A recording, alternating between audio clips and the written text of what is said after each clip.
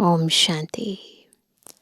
ज्ञान सूर्य शिव बाबा हम सभी बच्चों को एक समान अपने ज्ञान की किरणें प्रदान करते हैं, परंतु ज्ञान को धारण करने में सभी नंबरवार हो जाते हैं। और उस नंबरवार होने का कारण है हर एक की बुद्धि। यदि बुद्धि पवित्र है तो ज्ञान सहज धारण हो जाता है, लेकिन यदि बुद्धि पर चिंतन, पर दर्शन, पर मत की धूल मिट्टी चढ़ी हुई है तो ऐसी बुद्धि में धारणा बहुत कठिन हो जाती है। और इसलिए बाबा रोज़ हमें ये श्रीमत देते हैं कि मुझे याद करो, ताकि बुद्धि जो तमो प्रधान हो गई है वो धीरे धीरे तमो, फिर रजो, फिर सतो और फिर सतो प्रधान बन जाए ना। तो आज की मुरली कैसे आंतरिक शुद्धिकरण से ईश्वरीय ज्ञान को यथार्थ हमें धारण करना है वो विधि सिखा रही है। सुनते हैं प्यारे बाबा के मधुर महावाक्य। आज है 9 फरवरी 2026। बाबा के महावाक्य हैं, मीठे बच्चे, गरीब निवाज बाबा तुम्हें कौड़ी से हीरे जैसा बनाने आए हैं, तो तुम सदा उनकी श्रीमत पर चलो। प्रश्न है, पहले पहले तुम्हें सभी को कौन सा एक गुह्य राज समझाना चाहिए? उत्तर है बाप दादा का। कंफ्यूज हो जाते हैं। तुम जानते हो, यहाँ हम बाप दादा के पास आए हैं। यह दोनों इकट्ठे हैं। शिव की आत्मा भी इसमें है, ब्रह्मा की आत्मा भी है। एक आत्मा है, दूसरा परम आत्मा। तो पहले पहले यह गुह्य राज सबको समझाओ कि यह बाप दादा इकट्ठे हैं। यह यानी दादा भगवान नहीं है। मनुष्य भगवान होता नहीं। भगवान कहा जाता है निराकार को। वह बाप है शांति धाम में रहने वाला। गीत है, आखिर वह दिन आया आज।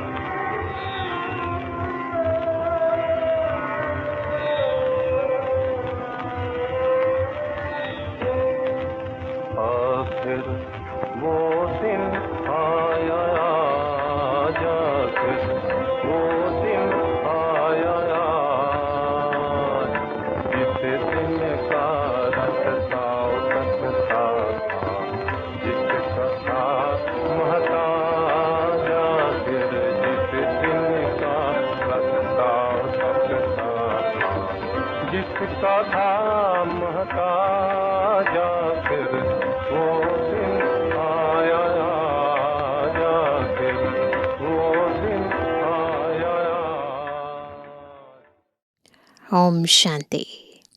बाप दादा द्वारा अर्थात शिव बाबा ब्रह्मा दादा द्वारा समझाते हैं, यह पक्का कर लो।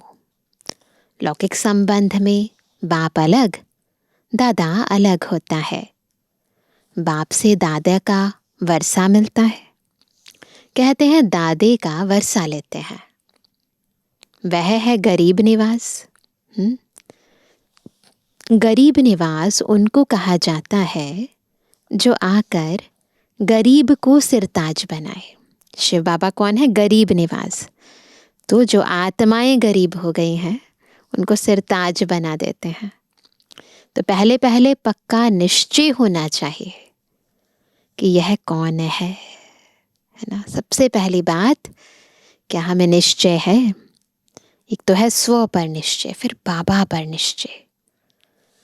देखने में तो साकार मनुष्य है, इनको यह सब ब्रह्मा कहते हैं। तुम सब ब्रह्मा कुमार कुमारियां हो। जानते हो हमको वर्षा शिव बाबा से मिलता है, जो सबका बाप आया है वर्षा देने के लिए। बाप वर्षा देते हैं सुख का, फिर आधा कल्प बाद रावण दुख का श्राप देते हैं। भक्ति मार्ग में भगवान को ढूंढने लिए धक्का खाते हैं, मिलता किसको भी नहीं है। धक्का कितना खाते हैं ना। भारतवासी गाते हैं, तुम मात पिता हम बालक तेरे, तुम्हारी कृपा से सुख घनेरे। फिर कहते हैं, आप जब आएंगे तो हमारा एक ही आप होंगे, दूसरा ना कोई, और कोई साथ हम ममत्व नहीं रखेंगे। हमारा तो एक शिव बाबा। तुम जानते हो, यह बाप है गरीब निवास। गरीब को साहूकार बनाने वाला कौड़ी को हीरे तुल्य बनाते हैं। अर्थात कलयुगी पतित कंगाल से सतयुगी सिरताज बनाने के लिए बाप आए हैं। तुम बच्चे जानते हो, यहाँ हम बाप दादा के पास आए हैं। यह दोनों इकट्ठे हैं। शिव की आत्मा भी इसमें है। अभी तो सबको क्लियर है ना ये बात। ब्रह्मा की आत्मा भी है, दो हुई ना। एक आत्मा है, दूसरा परम आत्मा। तुम सभी हो आत्माएं। गाया जाता है, आत्माएं परमात्मा अलग रहे बहुकाल। पहले नंबर में मिलने वाली हो तुम आत्माएं, अर्थात जो आत्माएं हैं वह परमात्मा बाप से मिलती हैं, जिसके लिए ही पुकारते हैं ओ गॉड फादर, है ना। तुम उनके बच्चे ठहरे। फादर से ज़रूर वर्षा मिलता है। बाप कहते हैं, भारत जो सिर ताज था, वह अभी कितना कंगाल बना है। अभी मैं फिर तुम बच्चों को सिरताज बनाने आया हूं। तुम डबल सिरताज बनते हो। एक ताज होता है पवित्रता का, उसमें लाइट देते हो, देवी देवताओं को दिखाते हैं ना लाइट का ताज। दूसरा है रत्न जड़ित ताज। तो पहले पहले यह गुह्य राज सबको समझाना है कि यह बाप दादा इकट्ठे हैं। साकार बाबा के टाइम पर बहुतों को कन्फ्यूज़न होती थी, तो बाबा को क्लियर करना पड़ता था, क्योंकि जब तक यथार्थ निश्चय नहीं है, भगवान को आपने जाना नहीं, पहचाना नहीं, तो प्राप्ति कैसे कर पाएंगे। इसलिए बाबा बहुत ध्यान से हर एक बच्चे को समझाते थे, यह भगवान नहीं है, मनुष्य भगवान होता नहीं। भगवान कहा जाता है निराकार को। वह बाप है शांति धाम में रहने वाला, जहाँ तुम सभी आत्माएं रहती हो, जिसको निर्वाण धाम अथवा वानप्रस्थ कहा जाता है। फिर तुम आत्माओं को शरीर धारण कर यहाँ पाठ बजाना होता है। आधा कल्प सुख का पाठ, आधा कल्प है दुख का। बाबा ने पूरा सृष्टि चक्र घुमा दिया। ऊपर से आए, आधा कल्प सुख, आधा कल्प दुख। जब दुख का अंत होता है, तब बाप कहते हैं मैं आता हूँ। यह ड्रामा बना हुआ है। तुम बच्चे यहाँ आते हो भट्ठी में। यहाँ और कुछ बाहर का याद नहीं आना चाहिए। यहाँ है ही माता पिता और बच्चे। पहले तो मोबाइल फ़ोन बिल्कुल नहीं होता था, तो कनेक्शन बिल्कुल टूट जाता था, तो स्थिति बिल्कुल एक रस हो जाती थी। इसीलिए अभी भी जितना हो सके हमें अपने डिस्ट्रैक्शन से खुद को बचाना है। पापा कहते हैं यहाँ है ही माता पिता और बच्चे, और यहाँ शूद्र संप्रदाय है नहीं। जो ब्राह्मण नहीं है उनको शूद्र कहा जाता है। पहले तो केवल एक पांडव भवन ही होता था ना, तो बाहर वाले तो ऐसे कोई विजिटर्स आते नहीं थे। अब कहते हैं उनका संग तो यहाँ है ही नहीं, यहाँ है ही ब्राह्मणों का संग। ब्राह्मण बच्चे जानते हैं कि शिव बाबा ब्रह्मा द्वारा हमको नर्क से स्वर्ग की राजधानी का मालिक बनाने आए हैं। अब हम मालिक नहीं हैं, क्योंकि हम पतित हैं। हम पावन थे, फिर 84 का चक्र लगाए, सतो रजो तमो में आए हैं। सीढ़ी में 84 जन्मों का हिसाब लिखा हुआ है। बाप बैठकर बच्चों को समझाते हैं। जिन बच्चों से पहले पहले मिलते हैं, फिर उन्हों को ही पहले पहले सतयुग में आना है। तुमने 84 जन्म लिए हैं। रचता और रचना की सारी नॉलेज एक बाप के पास ही है। वही मनुष्य सृष्टि का बीज रूप है। जरूर बीज में ही नॉलेज होगी कि इस झाड़ की कैसे उत्पत्ति, पालना और विनाश होता है। यह तो बाप ही समझाते हैं। वो मनुष्य सृष्टि का बीज है ना। तुम अब जानते हो हम भारतवासी गरीब हैं। जब देवी देवता थे तो कितने साहूकार थे। एक है बाहर की साहूकारी और फिर आत्मा अंदर से भी संपन्न थी ना। पापा कहते हीरों से खेलते थे, हीरों के महल में रहते थे। अब बाप स्मृति दिलाते हैं कि तुम कैसे 84 जन्म लेते हो। बुलाते भी हैं, हे पतित पावन गरीब निवाज बाबा आओ, हम गरीबों को स्वर्ग का मालिक फिर से बनाओ। स्वर्ग में सुख घनेरे थे, अब उल्टा हो गया, दुख घनेरे हैं। बच्चे जानते हैं इस समय सब पूरे पतित बन पड़े हैं, पूरे। अभी कलयुग का अंत है, फिर सतयुग चाहिए। पहले भारत में एक आदि सनातन देवी देवता धर्म था। अब वह प्राय लोप हो गया है और सब अपने को हिंदू कहलाते हैं।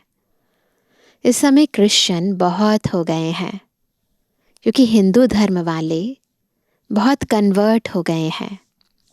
तुम देवी देवताओं का असुल कर्म श्रेष्ठ था।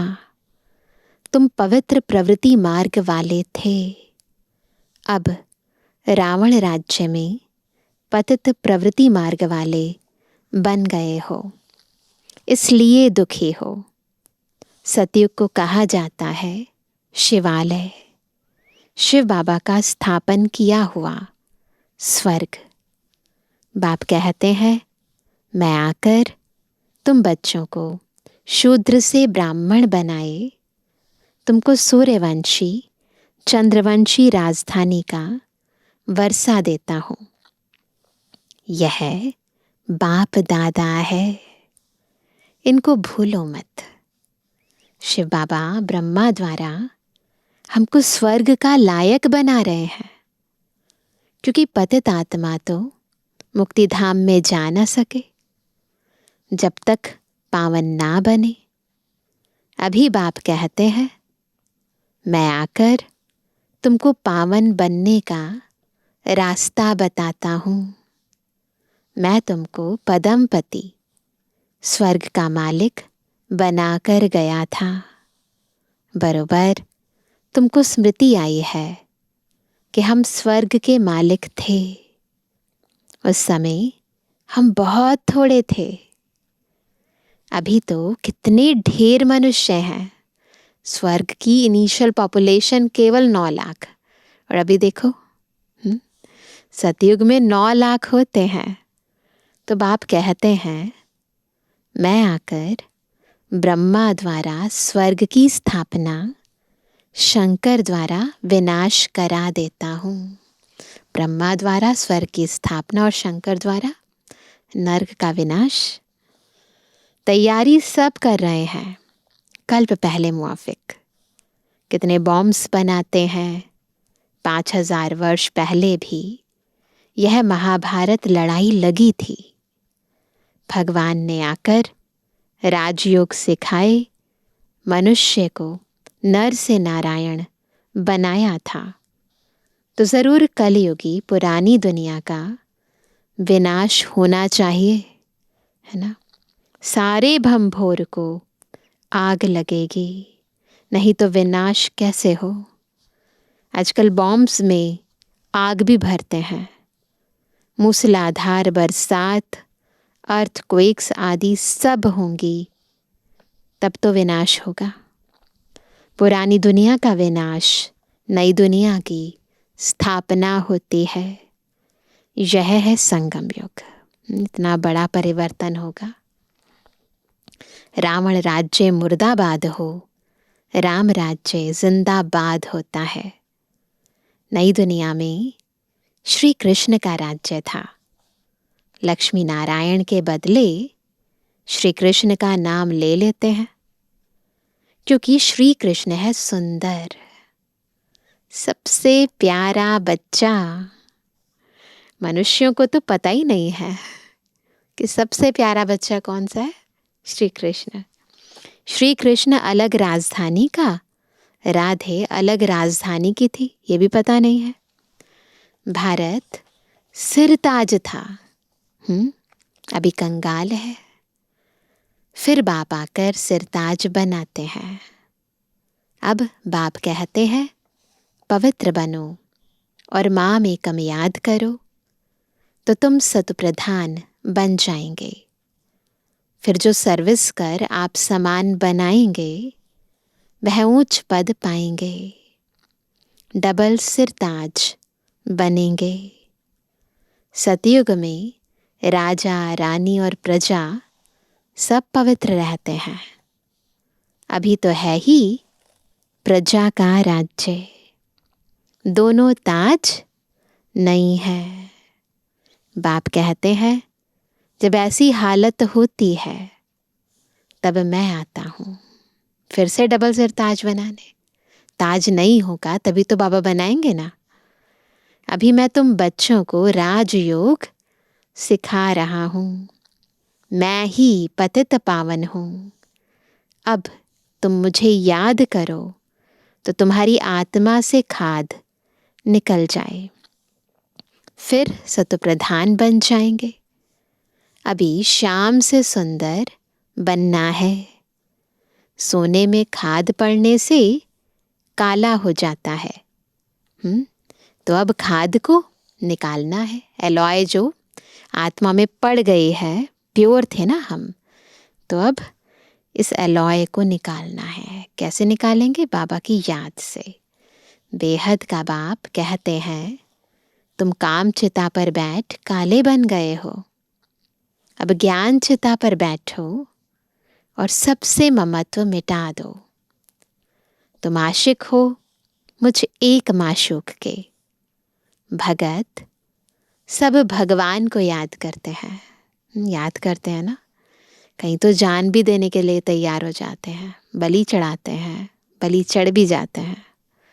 सतयुग त्रेता में भक्ति होती नहीं, वहाँ तो है ज्ञान की प्रालब्ध। बाप आकर ज्ञान से रात को दिन बनाते हैं।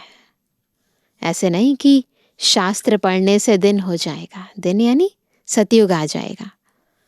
वह है भक्ति की सामग्री। ज्ञान सागर पतित पावन एक ही बाप है। वह आकर सृष्टि चक्र का ज्ञान बच्चों को समझाते हैं और योग सिखाते हैं। ईश्वर के साथ योग लगाने वाले योग योगेश्वर और फिर बनते हैं राज राजेश्वर, राज राजेश्वरी। तुम ईश्वर द्वारा राजाओं का राजा बनते हो। जो पावन राजाएं थे फिर वही पतित बनते हैं। आपे ही पूज्य फिर आपे ही पुजारी बन जाते हैं। अब जितना हो सके याद की यात्रा में रहना है जितना हो सके, है ना। जैसे आशिक माशूक को याद करते हैं ना, जैसे कन्या की सगाई होने से फिर एक दो को याद करते रहते हैं, याद आती नहीं है, सताने लगती है। बाबा चाहते हैं ऐसे ही हम आत्माओं को बाबा की याद सताए। अभी यह जो माशूक है उनके तो बहुत आशिक हैं। हम सब इतने सारे बाबा के बच्चे हैं ना। भक्ति मार्ग में भी कितने आशिक हैं। सब दुख में बाप को याद करते हैं। क्या कहते हैं? हे भगवान, दुख हरो, सुख दो। यहाँ तो न शांति है न सुख है, सतयुग में दोनों है। अभी तुम जानते हो हम आत्माएं कैसे 84 का पाठ बजाते हैं। ब्राह्मण, देवता, क्षत्रिय, वैश्य, शूद्र बनते हैं। 84 की सीढ़ी बुद्धि में है ना। अब जितना हो सके बाप को याद करना है तो पाप कट जाए। तो चक्र को भी याद करना है, बाबा को भी याद करना है, तो पाप कट जाएंगे। कर्म करते हुए भी बुद्धि में बाप की याद रहे तो कर्म योगी भी बनना है। बाबा से हम स्वर्ग का वर्षा ले रहे हैं। बाप और वर्षे को याद करना है। याद से ही पाप कटते जाएंगे। जितना याद करेंगे तो क्या होगा? तो पवित्रता की लाइट आती जाएगी, खाद निकलती जाएगी।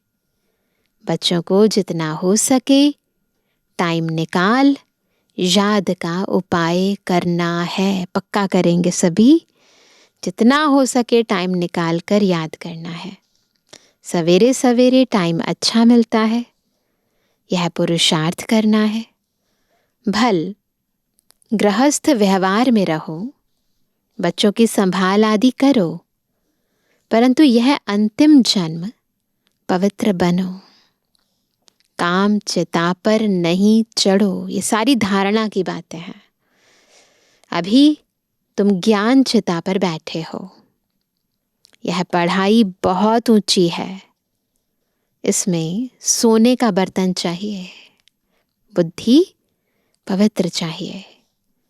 तुम बाप को याद करने से सोने का बर्तन बनते हो, पवित्र बन जाते हैं। याद भूलने से फिर क्या होता है? फिर लोहे का बर्तन बन जाते हो। फिर दुनियावी बातें आ जाती हैं, बुद्धि मलिन हो जाती है। बाप को याद करने से स्वर्ग के मालिक बनेंगे। यह तो बहुत सहज है। इसमें पवित्रता मुख्य है। याद से ही पवित्र बनेंगे और सृष्टि चक्र को याद करने से, सृष्टि चक्र को याद करने से स्वर्ग का मालिक बनेंगे। तो क्या क्या याद करना है? बाबा को याद करना है, पावन बनना है। चक्र को याद करना है, स्वर्ग का मालिक बनना है। तुम्हें घर बार नहीं छोड़ना है, गृहस्थ व्यवहार में भी रहना है। बाप कहते हैं 63 जन्म तुम पतित दुनिया में रहे हो। अब शिवालय अमर लोक में चलने के लिए तुम यह एक जन्म पवित्र रहे तो क्या हुआ? एक जन्म में तो पवित्र रहना है। बहुत कमाई हो जाएगी। 5 विकारों पर जीत पानी है, तभी जगत जीत बनेंगे, नहीं तो पद पा नहीं सकेंगे। बाप कहते हैं मरना तो सबको है, ये तो पहले से ही फिक्स्ड है। यह अंतिम जन्म है, फिर तुम जाए नई दुनिया में राज्य करेंगे। हीरे जवाहरातों की खानियां भरपूर हो जाएंगी। वहां तुम हीरे जवाहरातों से खेलते रहेंगे।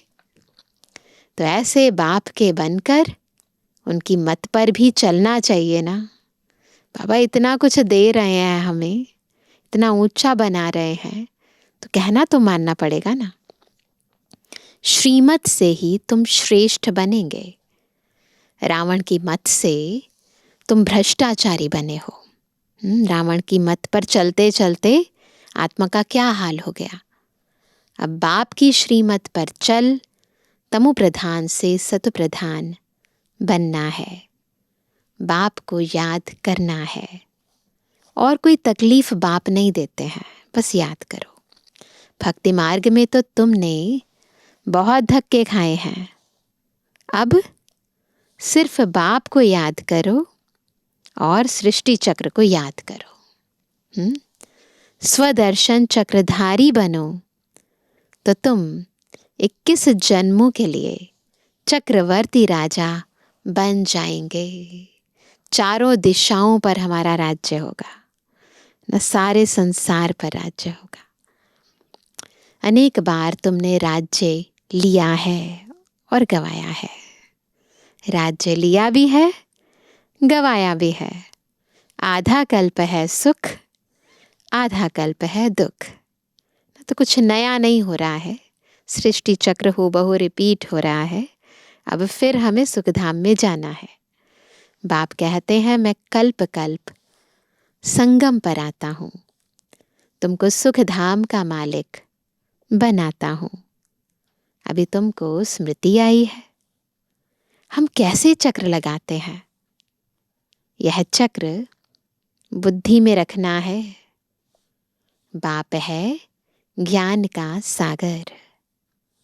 तुम यहाँ बेहद के बाप के सामने बैठे हो। ऊंच ते ऊंच भगवान प्रजापिता ब्रह्मा द्वारा तुमको वर्षा देते हैं। तो अब विनाश होने के पहले बाप को याद करो, पवित्र बनो। अच्छा मीठे मीठे के जवानी बच्चों पे जुबानी बाप दादा का दिल जान सको प्रेम से नंबरवार प्रसाद अंसार याद का। रूहानी बच्चों की रूहानी बाप दादा को गुड मॉर्निंग, नमस्ते नमस्ते नमस्ते। धारणा के लिए मुख्य सार पहला, निरंतर बाप की याद में रहने के लिए क्या करेंगे?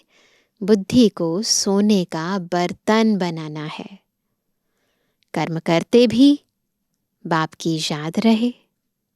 याद से ही पवित्रता की लाइट आएगी। दूसरा, मुरली कभी मिस नहीं करनी है। ड्रामा के राज को यथार्थ रीति समझना है। भट्ठी में कुछ भी बाहर का याद न आए। आज का वरदान है, आपस में एक दो की विशेषता देखने और वर्णन करने वाले श्रेष्ठता संपन्न होली हंस भव। कितना बढ़िया टाइटल है, श्रेष्ठता संपन्न होली हंस। कैसे बनेंगे? जब आपस में एक दो की विशेषता देखेंगे और वर्णन करेंगे। संगम युग पर हर बच्चे को नॉलेज द्वारा कोई ना कोई विशेष गुण अवश्य प्राप्त है। इसलिए होली हंस बन हर एक की विशेषता को देखो और वर्णन करो। जिस समय किसी की कमजोरी देखते या सुनते हो तो समझना चाहिए कि यह कमजोरी इनकी नहीं, मेरी है। क्योंकि हम सब एक ही बाप के, एक ही परिवार के, एक ही माला के मणके हैं। जैसे अपनी कमजोरी को प्रसिद्ध नहीं करना चाहते, ऐसे दूसरे की कमजोरी का भी वर्णन नहीं करो। होली हंस माना विशेषताओं को ग्रहण करना और कमजोरियों को मिटाना। आज का स्लोगन है, समय को बचाने वाले तीव्र पुरुषार्थी ही सदा विजयी है। समय को बचाने वाले तीव्र पुरुषार्थी ही सदा विजयी हैं। आज का व्यक्त इशारा, एकता और विश्वास की विशेषता द्वारा सफलता संपन्न बनो। जैसे मणकों की विशेषता होती है, एक जैसे मणके माला के एक ही धागे में पिरोए जाते हैं, ऐसे आप सभी वैजयंती माला के मणके भी जब एक मत, एक की ही लगन में, एक रस स्थिति वाले एक दिखाई देंगे, तभी माला में पिरोए जाएंगे। कितनी सूक्ष्म बात है। अगर आपस में दो मतें होती हैं तो वह दूसरी अर्थात 16,000 के माला के दाने बन जाते हैं। तो मैंने क्लियर कर दिया 16,000 की माला में आने वालों की क्या निशानी है और 108 की माला में आने वालों की क्या निशानी है। तो एक मत रहना है। अच्छा, ओम शांति।